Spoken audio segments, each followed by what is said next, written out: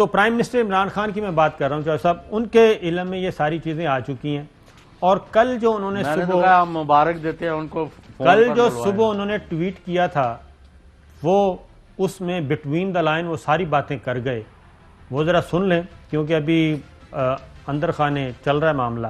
وہ ہے جناب، پاناما پیپرز نے اشرافیہ کی منی لانڈرنگ اور کرپشن کو بے نقاب کیا، اب براڈ شیٹ ایک بار پھر اسی اشرافیہ کی کرپشن سامنے لائی ہے۔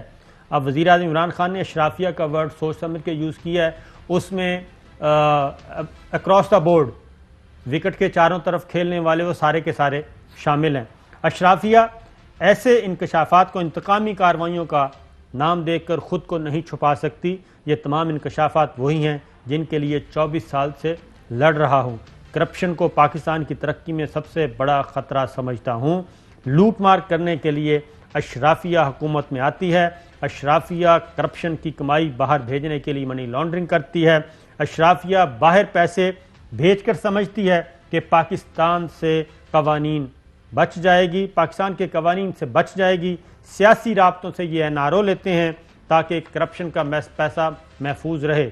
ساری صورتحال سے پاکستان کے عوام کو سب سے زیادہ نقصان ہوتا ہے۔ ایک طرف عوام کا پیسہ ان کی لوٹ مار کی نظر ہوتا ہے، اور پھر لوٹ مار کا پیسہ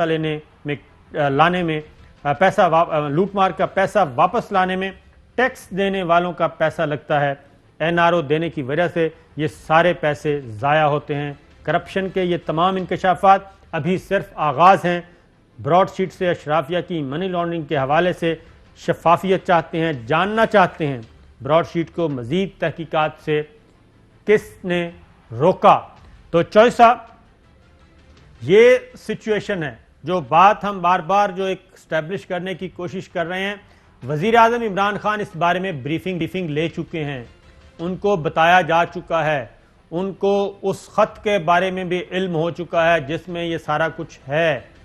تو مسئلہ یہ ہے کہ یہ ان سب کو سسلین مافیا اور گاڈ فادر کو پکڑے گا کون؟ اب آپ بتائیں، اگر اس وقت بھی یہ موقع آپ نے ضائع کر دیا اور وہ 30 ملین کھا گئے، وہ یہ کر گئے، وہ بھائی تم لوگوں کی کس عقل ماری گئی ہے؟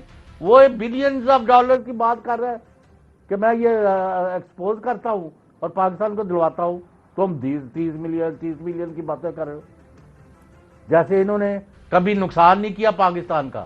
یہ تو ایک آپ کو میں بتا رہا ہوں، گواہ رہنا صابر شاکر صاحب، کہ مجھے بتایا گیا ہائیسٹ لیول پر، میری اجازت نہیں دیتی کیونکہ مجھے اجازت دی نہیں گئی تھی کہ 19 بلین ڈالر کے جو پروجیکٹس تھے ان میں سے گراؤنڈ پر صرف 10 بلین ڈالر لگے، باقی ان غیر ملکی کمپنیوں کے 9 ارب ڈالر کک بیکس میں گئے ہیں۔ چوہدری صاحب، کک بیکس میں 9 ارب ڈالر گئے ہیں۔ اصل میں ان ملکوں پہ بھی افسوس ہوتا ہے جو اپنے ملک میں تو کرپشن پہ نہ اشرافیہ کو معاف کرتے ہیں، کسی کو معاف نہیں کرتے، سزائے موت دیتے ہیں، لیکن پاکستان کا معاملہ آتا ہے تو وہ صرف اپنا قومی مفاد دیکھتے ہیں۔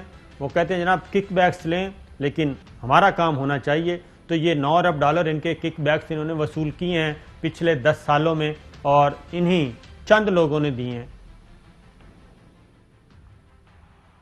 صابر شاکر صاحب، معاف کرنا، کسی کا میں نام نہیں لینا چاہتا، لیکن ایک میں آپ کو اگر آپ بندے کو کہیں گے گواہ کو اور جن کے ساتھ ہوا ہے وہ بتا دوں گا کہ KP سے ایک منسٹر ہیں، انہوں نے ایک پارٹی جن کے حق میں سارے فیصلے ہو گئے، ٹینڈر ان کو دے دیا، یہ ہے وہ ہے، ان کو فون کیا کہ اتنے پیسے دے دو نہیں تو تمہارا کینسل کروا دوں گا۔